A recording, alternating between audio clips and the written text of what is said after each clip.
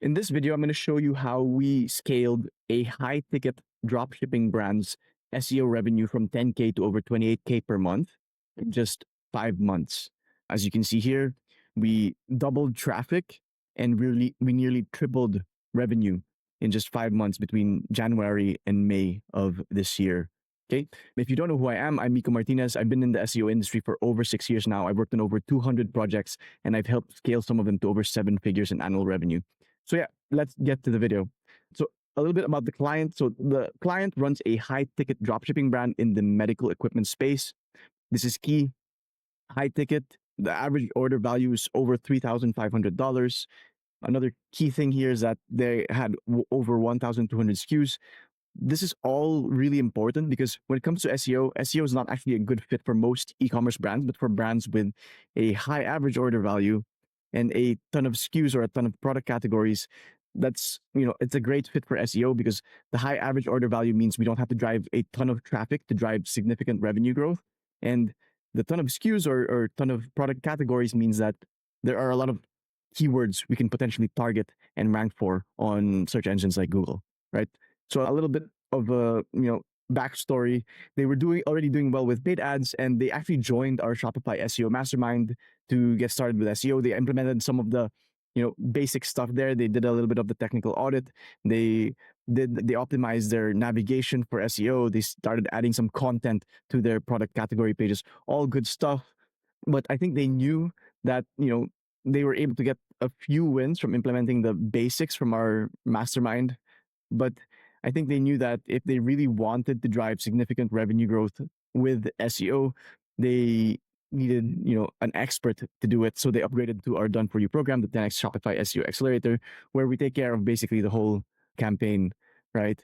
And when we did our diagnosis, again, we saw the big product catalog, which was like, really good. We saw the high average order value. So we're like, okay, this is a great fit for SEO. That's why a lot of high ticket dropshipping brands actually benefit a lot from investing in SEO. They, as I mentioned, they already had a decent site structure because they were part of the mastermind. So they went through some of those modules and implemented what we were teaching. And they already had a few keywords that are already ranking pretty well and driving, they didn't start from zero. They already had 10K in January. They were doing 10K from SEO in January. But again, they weren't exactly experts and they were just implementing what they learned in the mastermind. So there were big gaps in content optimization, even things like internal linking. And of course, they weren't really building the best quality backlinks. They outsourced the link building to another SEO agency, and they were building not the best backlinks, but not also trash backlinks. They were basically just overpaying for the quality of backlinks they were getting. Right. So immediately we went to work. We started with the technical SEO audit. One thing that we noticed immediately was an issue was the site speed. So we optimized actually site speed. Their images were too high resolution. They weren't in the right file type. Like they need to be in JPEGs, at least WebP ideally. And they had some PNG. So yeah, there's some quick wins there, optimizing the images on the website. And there were a few more technical SEO issues like orphan pages, duplicate content, and obviously we cleaned up some of the meta and alt text on the site. Technical SEO when it comes to Shopify stores is basically a checklist that you can go through. And if you want to learn how to do this yourself, I'll actually leave a link in the description to our free training on technical SEO for Shopify if you want to check it out. This is basically how it looks like. And it's not short. It's basically a checklist, the whole checklist on basically how to optimize your Shopify store for technical SEO, right? And it might look daunting, but it's actually not that difficult. Okay. So after the technical SEO audit, we went and built a topical map, right? A topical map basically outlines every single topic we thought was relevant to their brand, their industry, to show the search engine that this brand was the expert on XYZ, right?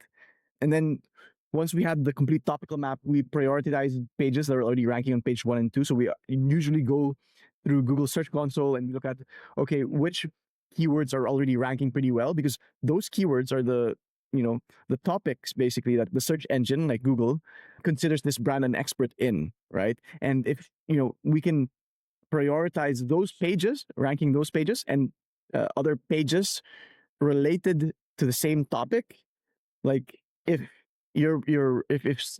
if the search engine or Google thinks that your brand is an expert on shampoo, right? For example, you should be able to rank easily for other related categories, like maybe conditioner, right? Or body wash, things like that. That's the idea behind this, right? And of course, we focus on high margin, high intent categories. The goal here is to improve revenue growth. So yeah, we want to find, the product categories that actually will drive that revenue growth. Okay. And moving on to the next thing, we then, with the new topical map, with the new keywords, we number one, first optimize the existing shopping pages to, try to give them a boost. Like again, we identified the pages that were ranking at the bottom of page one, on page two. So we went through those pages and optimized the content on those pages. This is typically how we like to do it. This is our template for product category pages. The category name on top, a short description below the category name, the product grid, a detailed category description below that, frequently asked questions, and then featured reviews at the bottom. Like we really like to add more content to our product category pages. The reasoning behind this is pretty simple. We want to show the search engine that our brand is the expert or authority in the industry. And to do that, we basically want to answer every single question our customers have about our product categories, right? And that's why we like to add more content. So basically, the users or customers don't have to go to another brand or another website to find answers to their questions. On top of optimizing existing shopping pages, we created 47 new collections and 9 blog posts. So after we identified the keywords that were ranking pretty well on pages 1 to 2, we found like related keywords that, they didn't really have product category pages to target those keywords, right? This is typically the case for a lot of brands we work with. There are a bunch of longer tail variations of target keywords, of product categories that they could rank for, but they just don't because they don't have the page that basically could rank for those product categories or those keywords, right? You can't rank if you don't have the right page, right? So we built 47 new collections, and we also published 9 blog posts to support the rankings of our existing and new shopping pages, right? After content, obviously, we audited the internal links. We use the homepage to push link equity or link juice to the pages that we wanted to rank, these high intent or key shopping pages. In this case, it was like a bunch of product category pages. Before we updated or modified the homepage, they were featuring a lot of products, a lot of the best sellers, typical, like what most e-commerce brands do. But most of like for this brand, these products didn't actually have much search volume. So we took them out. We removed the unnecessary links to these low priority products. I mean, like, yes, they're the best sellers, but you can still link to them through their main product category, if that makes sense, right? And then when they click to the product category, then they can see those products, right? Because we want to, send that link juice to these key shopping pages, and your homepage just has, acquires or just attracts most of your backlinks. So you want to make the most of that link juice that your homepage has and send it to the right collection pages, right? So this looks like this. Your key collection pages linked to from the homepage, from the navigation, and your supporting blog content, right? When it comes to e-commerce SEO, you really want to rank your key shopping pages. In this case, it was, some key product category pages. And to do so, like, you really need to link to it from everywhere on your site, right? Like from the homepage, from the navigation, from your supporting blog content. And what's not even shown on this graph is that you can internally link like related collection pages or like, product category pages or subcategory pages, etc. Like, yeah, a lot of people think about link building and building backlinks, but they always forget about how powerful internal linking can actually be for e-commerce brands, right? And last but not the least, we built 28 high authority backlinks. It was a mix of guest posts and link insertions. We built them to obviously the product category pages that we wanted to rank and the supporting blog content that linked to those product category pages. And we also boosted these guest posts and link insertions with T2 backlinks. T2 backlinks are basically cheaper. They're cheaper or lower quality link insertions or sometimes PBNs. They're a cost-effective way to actually power up your backlink profile without like risking your website. right? So we build tier twos. We basically build them to the, our guest posts and link insertions to power up the domain in the end. And, that's basically what we did. Like, we didn't do anything special. This is, again, the results we got. We doubled traffic and we nearly tripled revenue in just 5 months. As you can see, it was rather simple. Like, if you go through those steps, it's like, yeah, this is basic SEO. The only difference is that we did it very well. Like, all the content we published was super high quality. All the backlinks we built were super high quality. We built tier twos to them as well. And then, we had the right strategy. We weren't trying to rank blog posts. We published 9 blog posts in 5 months.